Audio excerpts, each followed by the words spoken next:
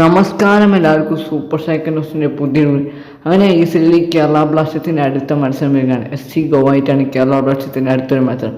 ഇത് കേരള ബ്ലാസ്റ്റേഴ്സിൻ്റെ ഹെവി മത്സരമാണ്. ഈ ഒരു മത്സരത്തിൽ കേരള ബ്ലാസ്റ്റേഴ്സ് ഇറങ്ങുന്ന സ്റ്റാർട്ടിംഗ് ലൈനപ്പാണ് ഞാൻ ഈ ഒരു കൂടി പറയാൻ പോകുന്നത്. ഇതിൽ കിടക്കുന്നതിന് ചാനലുമായി സബ്സ്ക്രൈബിലേക്ക് ഇട്ടേക്കുന്ന ബെൽ ബട്ടൺ എനേബിൾ ആക്കിയിട്ട് ഞാൻ വീഡിയോസ് നോട്ടിഫിക്കേഷൻ ഇട്ടപ്പോൾ ആദ്യവാദം ഏറ്റുമുട്ടി 1-0 ഗോവ വിജയിച്ചതായിരുന്നു കൊച്ചിയിൽ വെച്ച്. ഇതെന്തായാലും ഗോവയുടെ തട്ടകത്തിൽ വെച്ചിട്ടാണ് ഈ ഒരു മത്സരം. ബ്ലാസ്റ്റേഴ്സിന്റെ ഹെവി മത്സരം കൂടിയാണ്. രണ്ട് സൂപ്പർ താരങ്ങൾ ഈ ഒരു മത്സരം കളിക്കില്ല. നോവോസദോയി അതേപോലെ ഓർമ്മി പാമ്പിന് യെല്ലോ കാർഡ് സഫർഷൻ ആയതുകൊണ്ട് ഓർമ്മി പാമ്പ് റോയ് ഈ ഒരു മത്സരം കളിക്കത്തില്ല. പട്ടോടെ പോയിട്ട് ഇതുവരെ കേരള ബ്ലാസ്റ്റേഴ്സിന് വിജയിക്കാൻ പറ്റിയിട്ടില്ല എന്നല്ല പറയാൻ പറ്റും. ഗോവയുടെ ഗ്രൗണ്ടിൽ പോയിട്ട് ഇതുവരെ ബ്ലാസ്റ്റേഴ്സിന് വിജയിക്കാൻ കഴിഞ്ഞിട്ടില്ല. ഗോവ ISL പോയിന്റ് ടേബിളിൽ 2ാം സ്ഥാനത്ത് നിൽക്കുന്ന ടീമാണ്. കേരള ബ്ലാസ്റ്റേഴ്സ് ആണെങ്കിൽ 8ാം സ്ഥാനത്താണ്.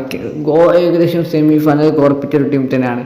കേരള ബ്ലാസ്റ്റേഴ്സിന് പ്ലേ ഓഫ് ജയിക്കണമെങ്കിൽ ഇനി ഭാഗ്യമുണ്ടെങ്കിൽ മാത്രമേ ബ്ലാസ്റ്റേഴ്സിന് പ്ലേ ഓഫ് കളിക്കാൻ പറ്റുകയുള്ളൂ. കീപ്പറെ നമ്മൾ സച്ചിൻ സുരേഷ് തന്നെയാണ്.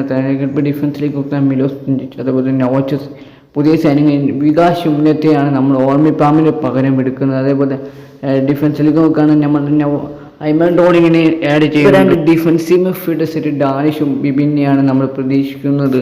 സെൻട്രലായിട്ട് അഡ്രിയ ലൂണയാണ് നമ്മൾ പ്രതീക്ഷിക്കുന്നത്. ഒരു വിങ്ങിലായിട്ട് കോറോസിങ്ങിനെ നമ്മൾ പ്രതീക്ഷിക്കുന്നത്.